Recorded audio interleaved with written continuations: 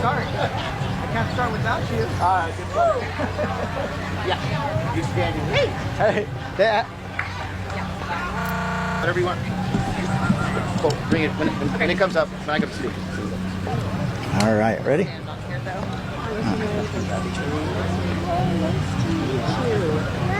No. All right. Good morning, everyone. Thank you for, I want to just thank Groundwork Collaborative for putting this together and for your fight for working families. I'm Congressman Jimmy Gomez, and I represent Los Angeles, and I'm the chair of the Dad's Caucus. But I'm also proud to be here with other parents and my colleagues. As the dad of a toddler, I know firsthand how expensive it is to raise a child. And this administration is making it a lot worse. Trump's dumb tariffs aren't just bad policy, they're a baby tax on parents. I was at the Port of Los Angeles this past week. Retailers stopped ordering, actually never started placing orders for the holidays. And they also started holding back orders for back to school. So those delays and those orders coming to the Port of LA meant that the price of goods was, even if he changed his position from 140 tariffs to, that's still a tax. But also the damage is done. Shipments are stuck, exports aren't moving, and working families are paying the price. The cost of strollers, up. The cost of car seats, up. The cost of cribs, up. The cost of baby wipes, up. The cost of diapers, up. And tariffs on these essentials are a tax on working families. These are luxuries. These are essentials. These are what you need. You can't get by without a car seat or a crib or diapers or baby wipes. And yesterday, Republicans advanced a tax break bill for billionaires while families struggling to pay for diapers, childcare, and housing got peanuts. And you can't raise the cost on parents and claim to be pro-family. But this fight isn't over. As what I like to say is that the Republicans have to make a decision. Are you for babies or the billionaires? And right now they're saying that it's the billionaires above everyone and everything, including new families. And a $5,000 bump in if you have a new kid is not going to encourage more people to have children. If you want to encourage people to have children, you have to make it more affordable.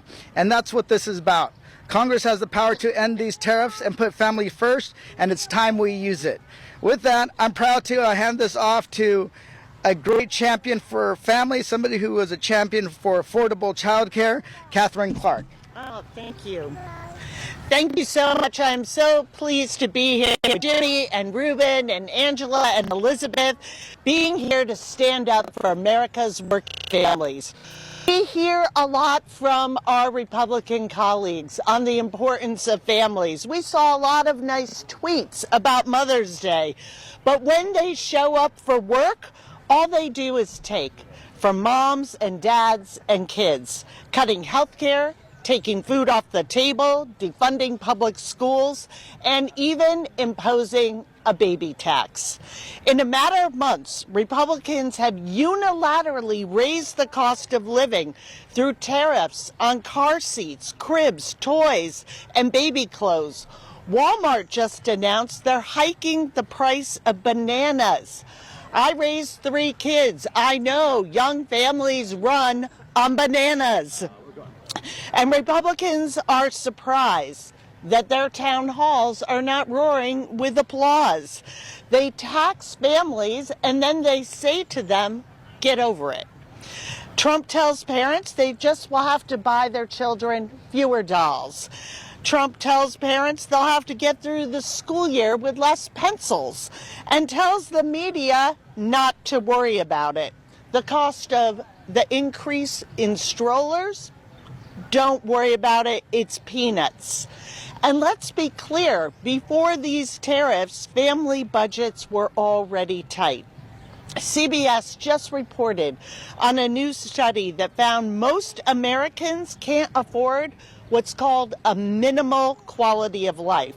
60% of Americans can't afford to go to a doctor, save for an education, afford childcare, take their kids to the movies now and then, while putting food on the table and keeping a roof over their heads.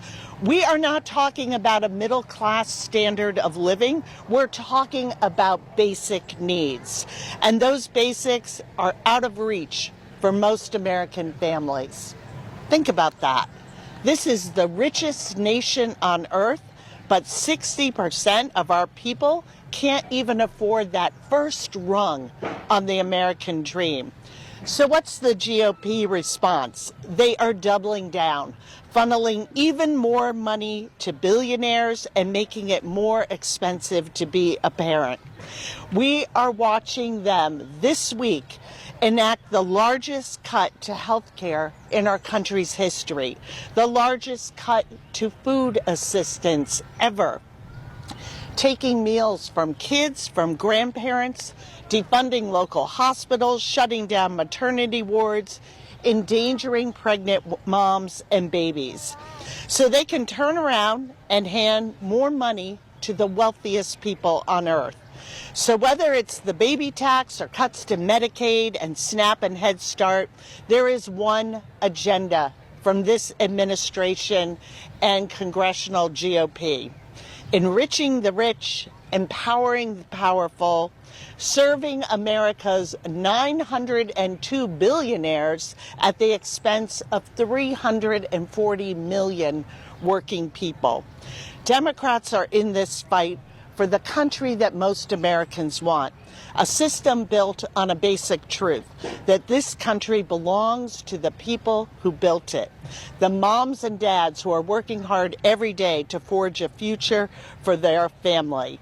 And it is my pleasure to hand the microphone over to someone who has been key to this fight, the Century Foundation's Chief of Policy Programs, a Hill alum, consumer advocate, an economic policy expert, and the proud mom of a newborn, Angela Hanks. Thank you so much, Whip Clark, Senator Gallego, Congressman Gomez. It's such an honor to be here to call attention to a critical issue. In the lead up to welcoming a child into your new family, every parent feels that joy and anticipation while doing everything in our power to ensure that we can be as prepared as possible to welcome our children into the world. And as you're making preparations, maybe picking out a name, decorating a nursery, you're also doing that research to purchase the essentials that you need. As a mom of an almost 7-month-old, I can tell you it can be overwhelming, physically, emotionally, financially. And President Trump's erratic economic and tariff policies have made this process much more difficult for working parents. In fact, his actions amount to nothing short of a baby tax on new parents. This is a man-made crisis. Since Trump's tariff announcement, companies have halted cargo shipments and raised prices. But Trump's partial rollback of tariffs has not undone the harm to working families. From car seats to sippy cups to strollers to cribs, parents still face higher prices today than they did before his initial tariff announcement. For example, UPPAbaby, a major manufacturer of car seats and strollers, announced price increases across the board starting May 5th. Their popular UPPAbaby Vista stroller has gone in just a short time from $900 to $1,200. And even the more affordable Bombi flagship stroller has gone from $199 to $225. Nuna has increased prices by $50, and Evenflow has increased prices by 10 to 40%. The average new parent spends approximately $2,000 on a new nursery, and 3/4 of that furniture is made in China. At a time when new parents should be able to focus fully on their children, President Trump's policies is making it harder and more expensive for us to raise them. And the uncertainty and confusion over Trump's tariffs has also allowed corporations to charge parents more, even as the tariffs are lower than originally threatened. And to make matters worse, the Federal Trade Commission under Trump has pulled back on price gouging investigations, even as some corporations are exploiting tariffs to boost profits. Instead of taking actions to lower costs for families with young children, President Trump and Republicans in Congress are dead set on passing a tax bill that benefits their wealthy friends while raising the costs on the rest of us. This is entirely unacceptable and shows you who this administration is willing to prioritize. Rather than imposing a baby tax on working families, we should be promoting and enacting policies that give families some breathing room, like affordable childcare, paid leave, things that make it easier to raise a child. But first, we must stop the baby tax by ending reckless across-the-board tariffs, hold accountable corporations engaged in price gouging, and oppose another massive tax giveaway to the wealthy at the expense of working people. I want to thank these champions in Congress for leading the way, and now I'm pleased to turn it to Elizabeth Mahone. Thank you.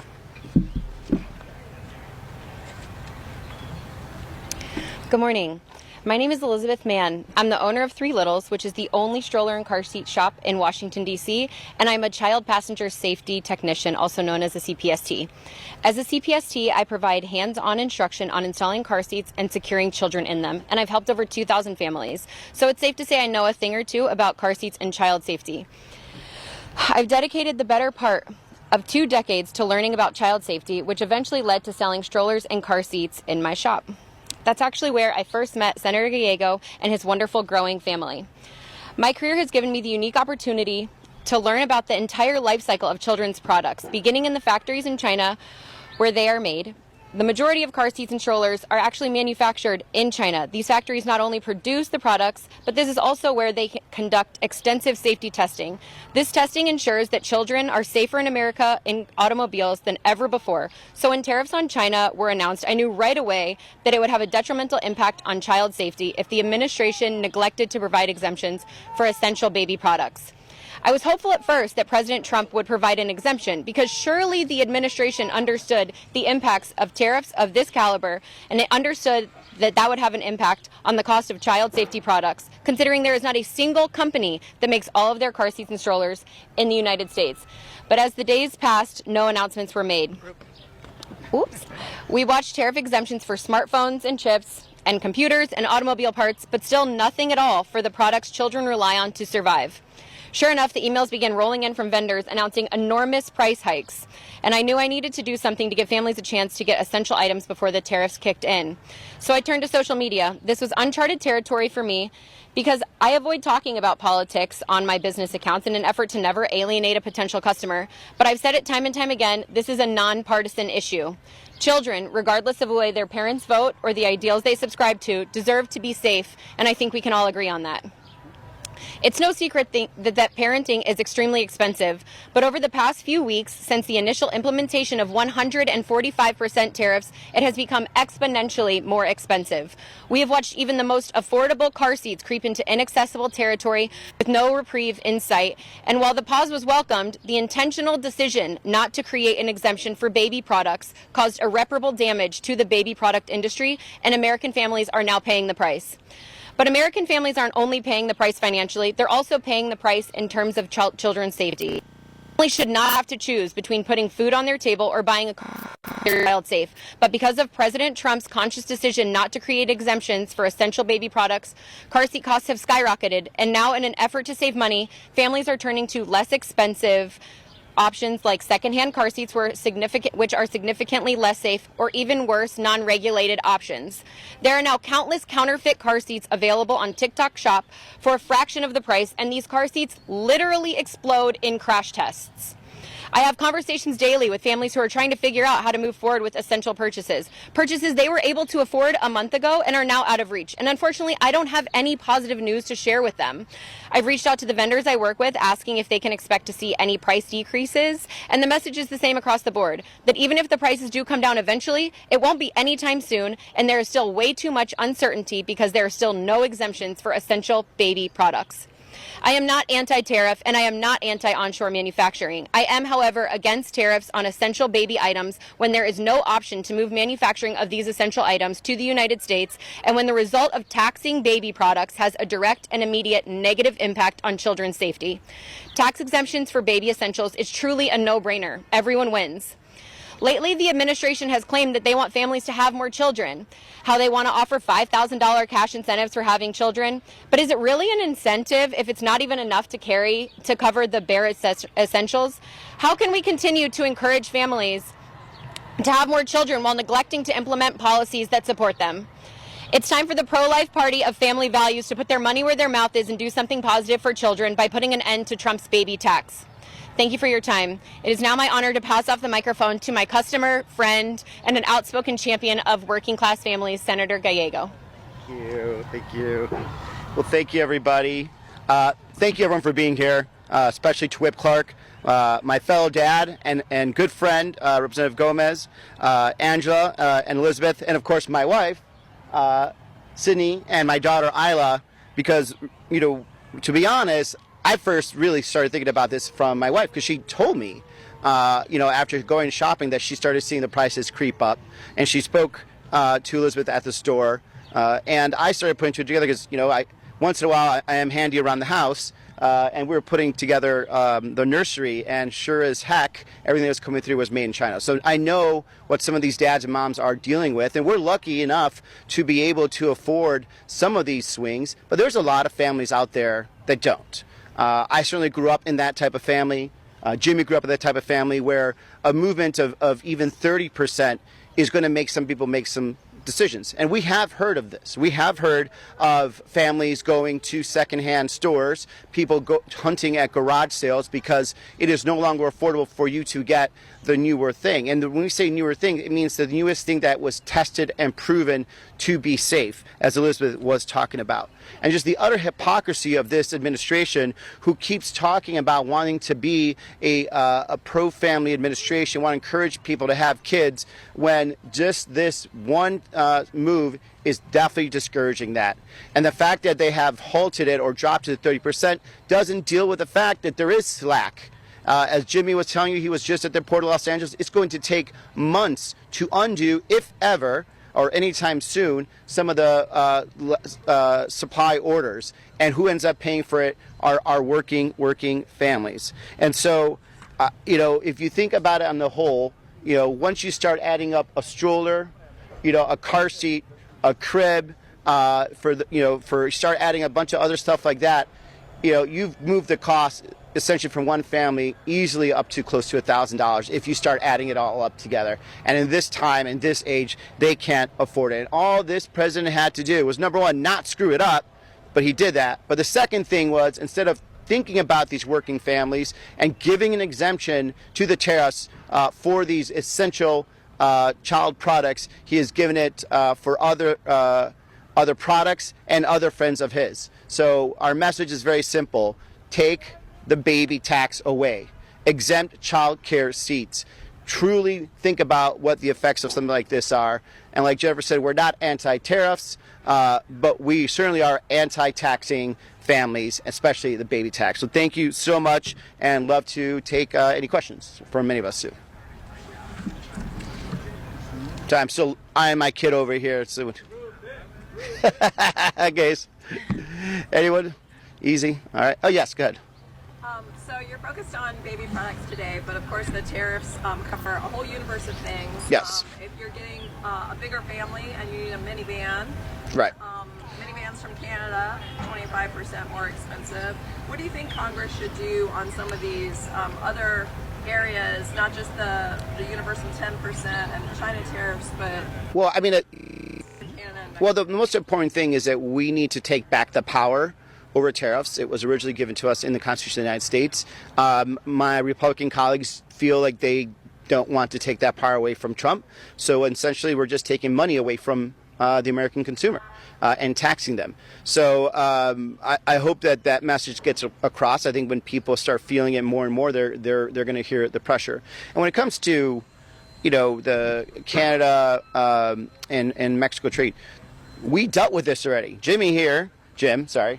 Jimmy. Representative Gomez. Jimmy negotiated NAFTA 2.0 a couple years ago. We did that because we wanted certainty, right? Certainty for the consumer, certainty for the supplier, certainty for the U.S. taxpayer. And now he's just going away and basically saying the bill that he signed, by the way, Donald Trump, that he messed up, and now he wants to mess around more with this, and we're all paying for it. Excellent. All right. Thank you, everyone.